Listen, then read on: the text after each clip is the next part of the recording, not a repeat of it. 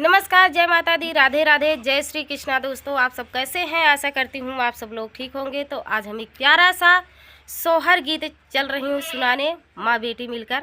तो आप लोग फुल वॉच करके सुनिएगा और कैसा लगा कमेंट में ज़रूर बताएं। तो देर न करते हुए चलिए सुनाते हैं प्यारा सा सोहर गीत।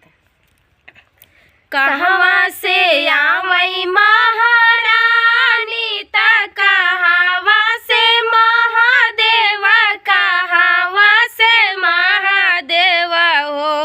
हे सखिया कहवा से आवई भगवान, आंगनवा मोरे उतराई हो। हे सखिया कहवा से आवई महादेव, आंगनवा मोरे उतराई, दुअरवा मोरे उतराई हो।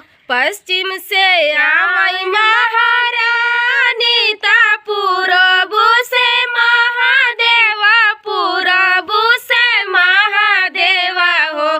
हे सखिया उत्तर से आवई भगवान, आंगनवा मोरे उतराई, दुअरवा मोरे उतराई हो।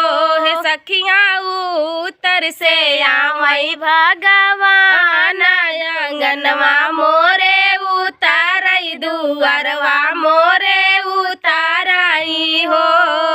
कहवा बैठावऊ महारानी त कहवा महादेव, कहवा महादेव हो। हो सखिया कहवा बैठायऊ भगवान, आंगनवा मोरे उतराई, दुअरवा मोरे उतराई हो। सखिया कहवा बैठायऊ भगवान, आंगनवा मोरे उतराई, दुअरवा मोरे उतराई हो। काऊ खियायऊ महारानी त काऊ महादेव, त काऊ महादेवई हो।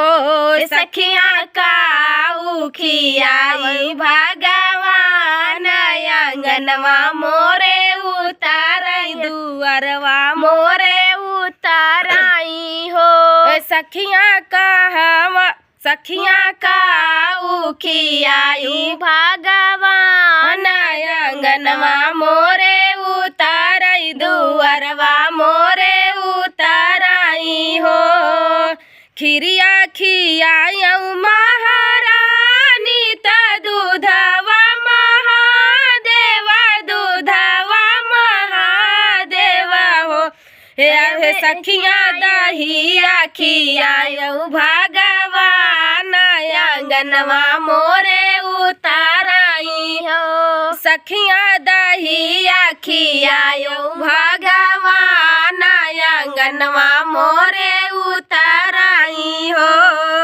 कौलै के आवई महारानी त काऊ महादेव, त काऊ महादेवई हो। हे सखिया काऊ लैके आवई भगवान, आंगनवा मोरे उतराई हो। सखिया काऊ लैके आवई भगवान, आंगनवा मोरे उतराई हो।